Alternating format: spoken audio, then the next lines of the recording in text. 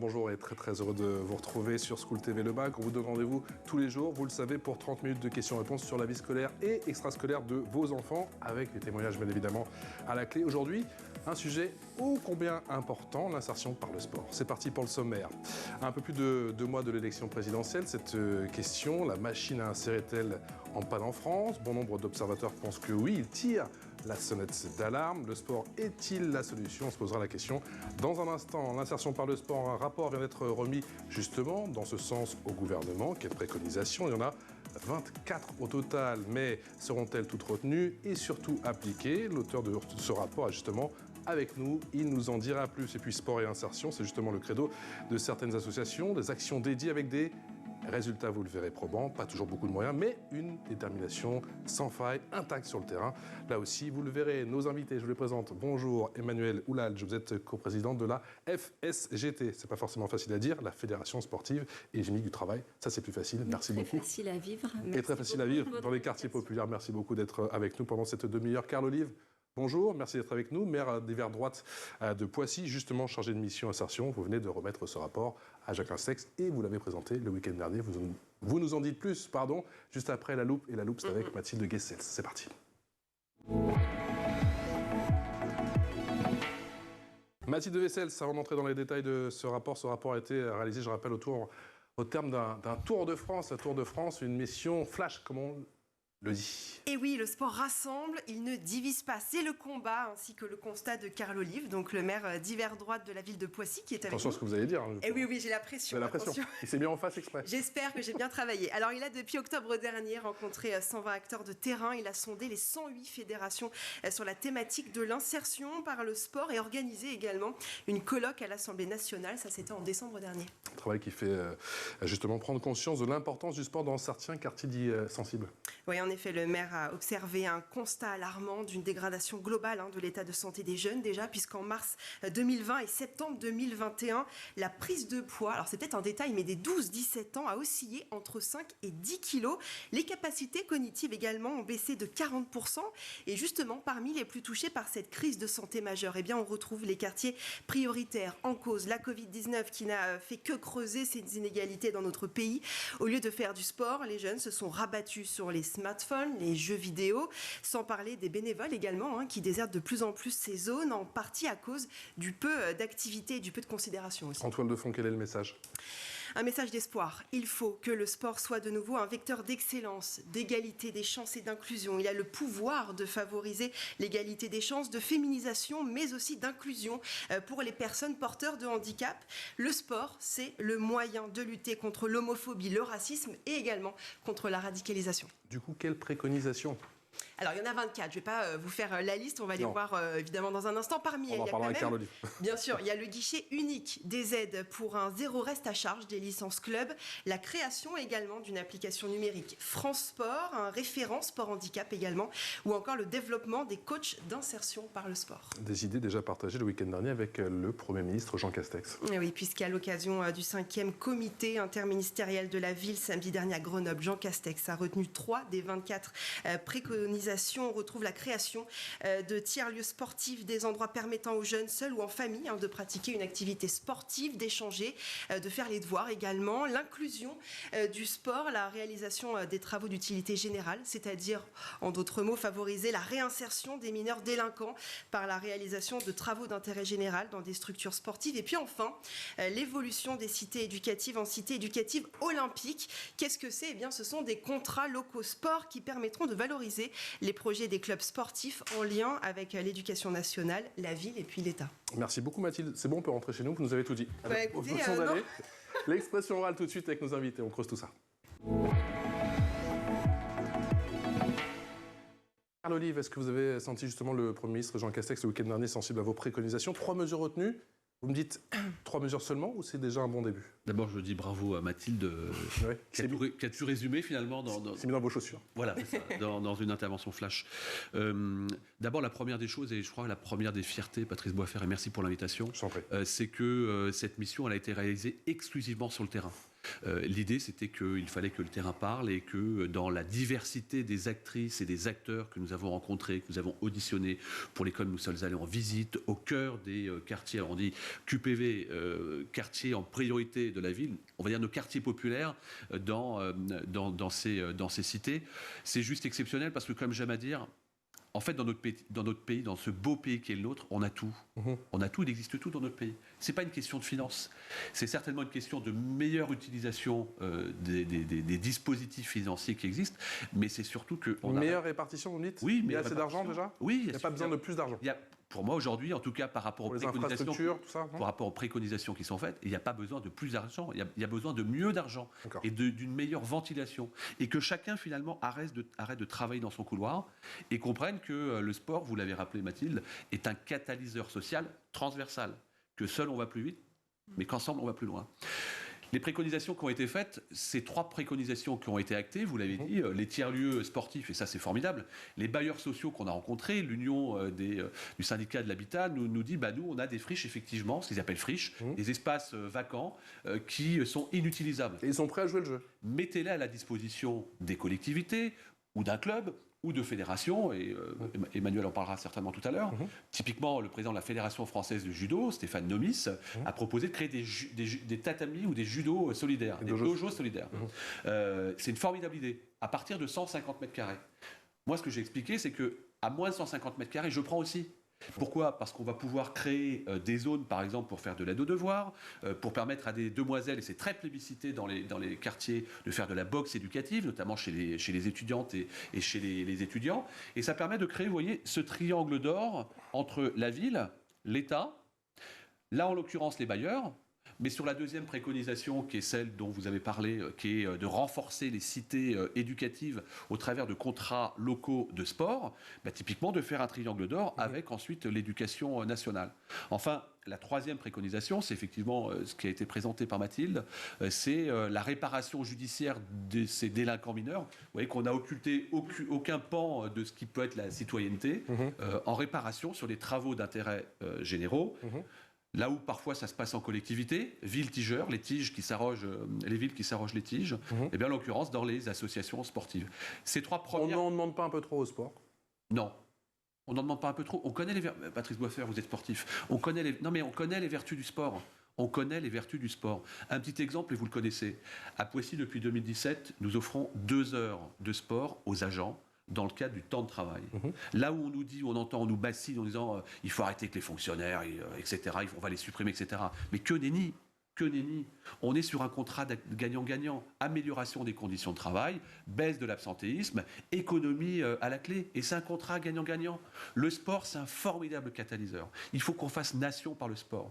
Et si on ne l'a pas compris, à 2 ans, on va marcher sur le toit du monde, Jeux olympiques, Jeux paralympiques, alors il ne faudra pas venir pleurer et qu'on arrête de nous dire que le sport doit être l'école de la vie, là où finalement il n'y a pas suffisamment de sport à l'école. Emmanuel Louladj, justement, est-ce que notre salut passe aujourd'hui par le terrain sur cette question de l'insertion ? Oui, et je pense que c'est bien d'avoir souligné que les préconisations venaient du terrain. Après, on verra si on est d'accord sur tout ou pas. Moi, par exemple, je pense que le terrain, et pour parler d'égalité des chances, eh bien, il faut malgré tout plus d'argent. Alors peut-être que l'argent public actuel est mal dépensé. En l'occurrence, le budget de l'État dédié au sport aujourd'hui ne représente que 0,20% du budget de la nation. Donc à 2 ans de Paris 2024, comme vous le soulignez, peut-être qu'on peut justement faire mieux pour affirmer que le sport, comme la culture, puisqu'il y a le 1% culturel, le sport est essentiel à l'être humain. Vous l'avez dit, les enfants ont perdu 40% de leur capacité cognitive, 20% de leur capacité physique. Depuis 25 ans, ils ont perdu plus d'un quart de leur capacité cardiovasculaire. Donc il y a non seulement un enjeu sanitaire extrêmement important, mais il y a un enjeu aussi de formation des citoyennes et des citoyens de demain. Parce qu'à travers le sport, finalement, on n'est pas dans une démarche de consommation pour les enfants, on est dans une démarche de lien social, on est dans une démarche d'apprentissage, d'appropriation de son corps, et ça commence très souvent à l'école. Et donc moi, je pense notamment qu'en termes d'insertion, de faire nation par le sport, il faut renforcer l'éducation physique et sportive dès l'école primaire. Aujourd'hui, le service public est seulement organisé à l'école, au collège.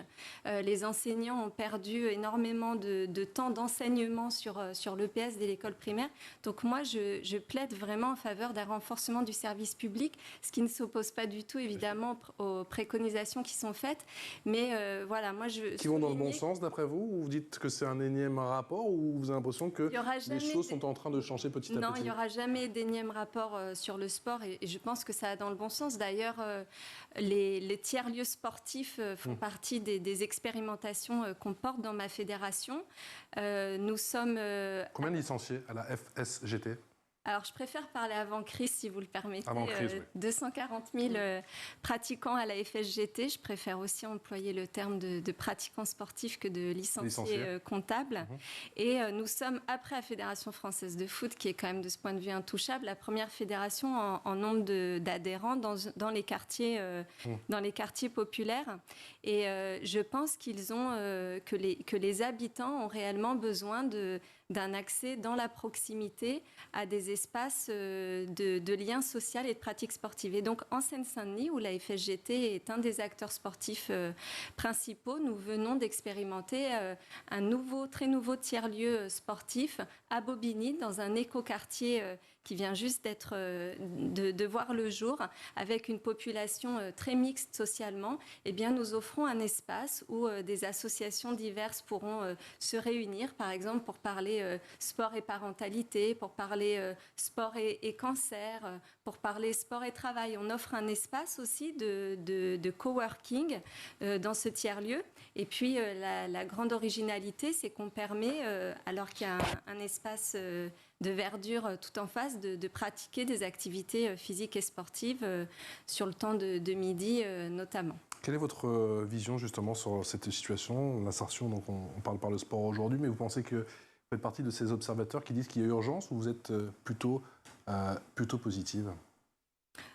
Là où il y a urgence, c'est que la crise sanitaire a quand même considérablement impacté le sport associatif, vous l'avez dit en introduction, avec des bénévoles qui ont pu être fatigués de ne pas être reconnus, entendus. Quand on entend en juin 2020 que les gymnases sont un des premiers lieux de contamination et qu'il faut immédiatement tout arrêter, le message n'a pas forcément toujours été bien perçu par les bénévoles, qui ont vraiment fait un travail extraordinaire pour s'adapter.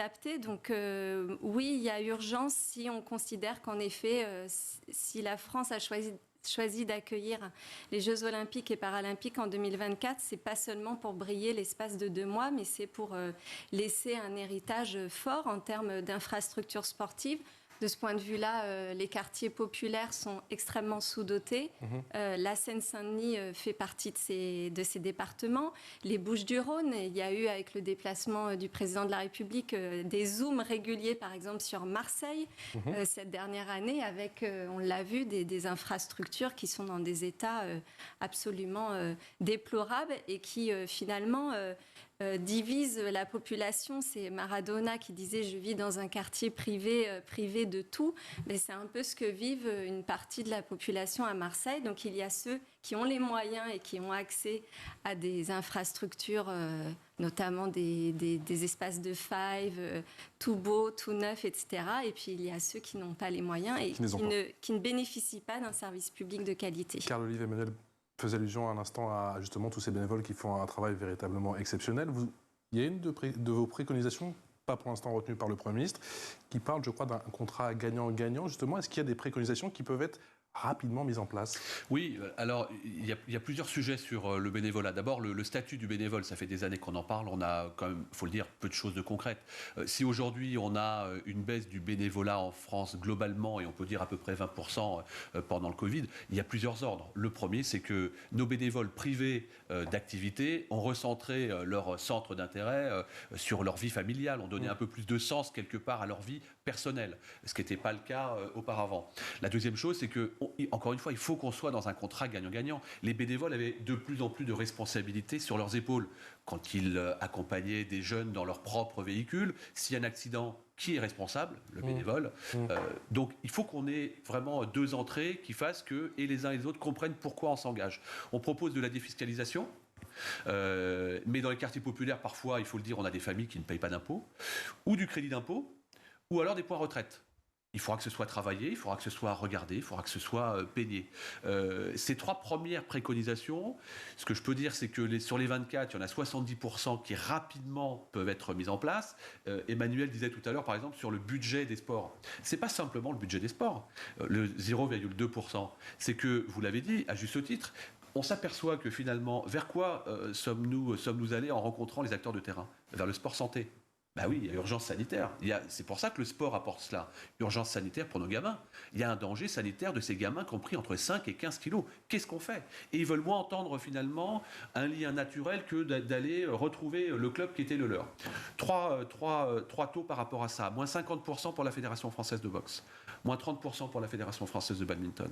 Moins 15%, ce que disait Emmanuel sur la FSGT, également pour la Fédération française de football, qui était à moins 30 après le confinement, qui a moins 15% de ses licenciés. Donc il faut qu'on se pose des questions. L'offre des jeunes, Patrice, l'offre des jeunes, elle a évolué.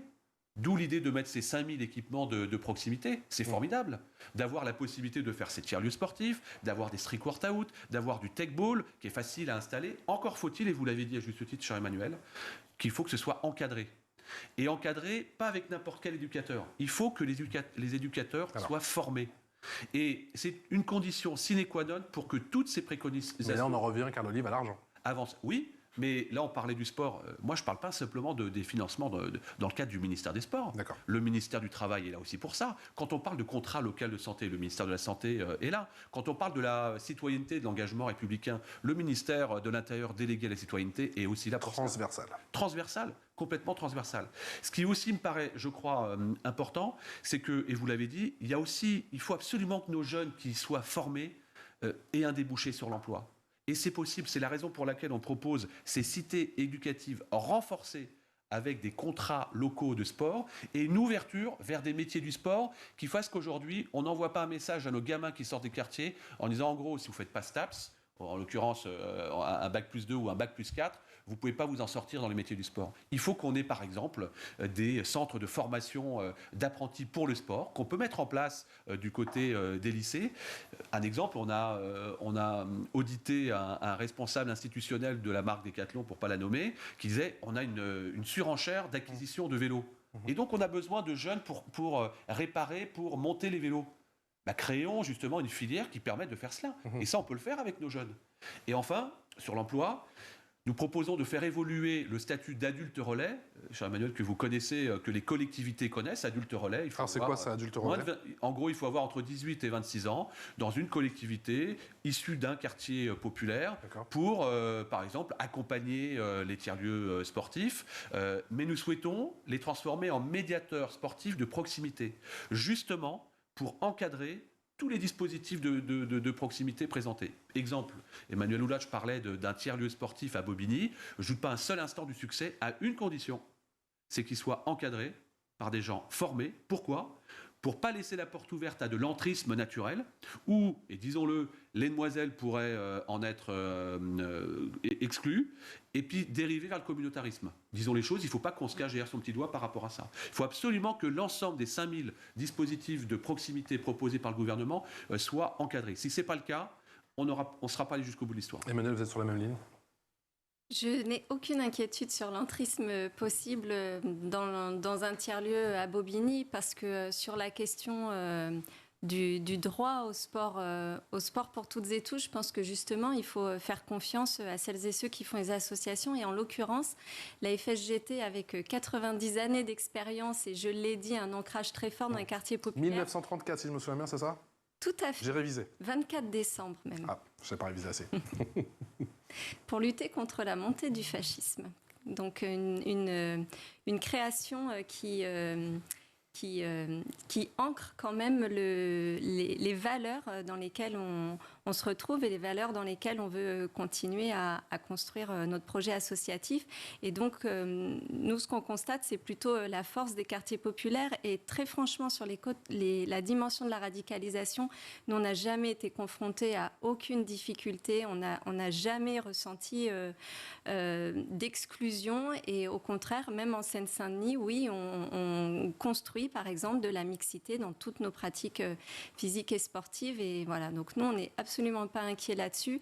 Et on pense que le meilleur moyen de lutter contre toute forme de radicalisation, c'est d'abord d'œuvrer contre toute forme de discrimination et d'œuvrer pour le Je vous entends. Et il y a un débat en ce moment, la tous. préconisation 17, qui fait beaucoup parler, Carl Olive. Voilà. Signature de la charte de laïcité et contrat engagement républicain, c'est en vigueur à Poissy. Oui, depuis 2015. J'avais justement eu un sujet de radicalisation dans un gymnase par une association qui s'était mal comportée avec une autre association dans les douches. Et j'ai convoqué le président le lendemain pour dire qu'il n'y avait plus de subvention, qu'il n'y avait plus de mise à disposition de la salle et qu'à un moment donné, le contrat devait être, encore une fois, il y avait une réciprocité entre les droits et les devoirs. Il n'y a jamais eu plus aucune difficulté. Je l'ai élargi à la demande également de location de salles, de mise à disposition de salles. Et finalement, vous avez 99,9% où ça ne pose aucune difficulté. Et dès lors où on est à 99,9%, il n'y a aucune raison que le 0,01% aille... Le Sénat a adopté un amendement, c'était le 19 janvier dernier, qui interdit le port de signes religieux lors des manifestations sportives. Un collectif de femmes milite pour continuer à jouer justement au foot avec le voile islamique. Elles ont d'ailleurs saisi le Conseil d'État avec cette charte laïcité, justement. Est-ce que le voile reste au vestiaire ? Oui. Oui, avec la charte de la laïcité sur des faits religieux, ça s'arrête effectivement à la porte du vestiaire. Après, encore une fois, je pense qu'il ne faut surtout pas stigmatiser, parce que là, on est vraiment à la marge. Ce que j'ai constaté dans certains quartiers, ce qui nous remonte de ce rapport, Patrice Boisfer, c'est que le danger est finalement que des femmes, par exemple, qui souhaitent faire de la boxe, et c'est arrivé, on a eu un exemple, ne puissent pas en faire, femmes non voilées ne puissent pas en faire parce que l'endroit où elles allaient, toutes les femmes faisaient de la boxe voilée et n'acceptaient pas l'entrée de ces femmes qui n'étaient pas voilées. Ça, c'est pas supportable. Emmanuelle Loulatch. Ouais, moi, je ne partage pas le même point de vue. Pour moi, la laïcité, c'est l'article 1er de la Constitution française et c'est l'héritier de la loi de 1905 de séparation des églises et de l'État. Et donc, de ce fait, la République ne reconnaît aucun culte. Et c'est justement sur ce principe qu'elle ne peut qu'elle respecte le droit de croire ou de ne pas croire et qu'elle ne peut interdire le port de signes ostentatoires, de signes religieux ostentatoire. Et dans les faits, si on interdit à ces filles de porter le voile pour faire du sport, nous ne les verrons plus dans les clubs. C'est une réalité. Et moi, quand je dis qu'il faut qu'il y ait le droit au sport pour tous, eh bien, c'est sans discrimination liée à la religion. Et en l'occurrence, ça se passe très bien. Nous, il y a plein de filles qui font du sport avec le voile, des très jeunes, y compris, je me souviens d'une démonstration de Yamakasi. Alors, on pourrait s'étonner même de voir ces filles vouloir s'emparer de l'espace public, parce que c'est souvent ce qu'on peut leur reprocher. Eh bien, moi, je préfère les voir justement s'approprier l'espace public plutôt que d'être privé de l'accès au sport et de l'accès au lien social finalement. Et je pense qu'à travers ça, elle s'émancipe aussi de beaucoup de choses. Pas forcément, vous dites, Carl Olive ? Non, parce que je pense que ça passe aussi par de la pédagogie et une vulgarisation sur le sujet. Et on le voit dans nos collectivités, on le voit à la Fédération française de football notamment. Je pense qu'il faut qu'on ait un discours qui soit très clair sur le sujet. Et encore une fois, moi, je ne veux pas du tout stigmatiser et certainement pas, notamment au niveau des demoiselles. Ce que je constate, on a des endroits, je pense, du côté de Mantes, dans les Yvelines, sur du handball, où on pratique l'activité sans avoir besoin pour les jeunes musulmanes de porter le voile. Je pense que là-dessus, il faut, en revanche, où je rejoins Emmanuel, c'est qu'il faut qu'on ait un discours clair au niveau de l'État et qu'il ne soit pas à géométrie variable, y compris dans les collectivités et y compris dans les fédérations et y compris dans nos clubs. On a besoin d'un suivi par rapport à ça. En tout cas, la paix sociale, ne s'achètera pas avec des sujets qui peuvent être clivants. J'en suis convaincu. La paix sociale, elle va pour moi typiquement, on propose quelque chose qui s'appelle une agora du sport, où on va proposer de mettre tous les acteurs qui sont concernés de près, de près ou de loin par le sport, les présidents d'associations, mais également les représentants des cultes, les présidents de clubs, le référent police sport dans les quartiers que nous proposons. J'ai lu ça aussi, ouais. Pour permettre justement de déminer ces sujets qui, disons-le et reconnaissons-le, sont des sujets sensibles. Je pense également au conseil citoyen qu'on connaît dans nos villes. L'info en plus, c'est avec Mathilde. Mathilde, de l'insertion par le sport, c'est justement ce que propose une association, l'association Sport dans la ville. Oui, je voulais justement vous parler de cette association Sport dans la ville qui œuvre, peut-être que vous la connaissez, depuis 20 ans aux côtés des jeunes de quartiers prioritaires qui leur donnent confiance. Comme il est inscrit sur leur site, par le sport, ils transmettent des valeurs importantes pour leur développement personnel et leur insertion professionnelle également. Ils se présentent comme la principale association d'insertion par le sport en France. Ça fait plaisir à Emmanuel, ça. Avec quelles actions? Eh bien, toute l'année, les samedis et mercredis sont organisées des séances sportives gratuites, animées et encadrées par des éducateurs diplômés. Vous en parliez tout à l'heure. Et parmi les sports proposés, évidemment, on retrouve le football, le basket, le tennis, la danse également. La France compte 51 centres sportifs qui travaillent donc avec cette association. Ça s'adresse à qui? Eh bien, pour tous les enfants de l'âge des 6 ans, jusqu'aux adultes de 25 ans. On s'inscrit comment?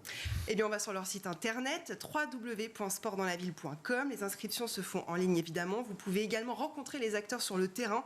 Les jeunes inscrits dans cette association ne font pas que du sport, beaucoup, mais pas que. Ils font aussi des visites culturelles, par exemple. Emmanuel Oulad, est-ce qu'il y a de plus en plus de filles qui viennent justement dans vos sections sportives aujourd'hui? Quelle est la tendance? Avant le Covid, alors. À la FSGT, je dirais parce qu'on a beaucoup de foot, malheureusement, on a encore une inégalité entre les filles et les garçons. Il y a 40% de filles et 60% de garçons. Il n'y a pas plus de filles qui viennent jouer au foot, justement, non? Alors oui, parce qu'on a une politique volontariste, comme la Fédération française de foot que Carl Olive connaît très bien.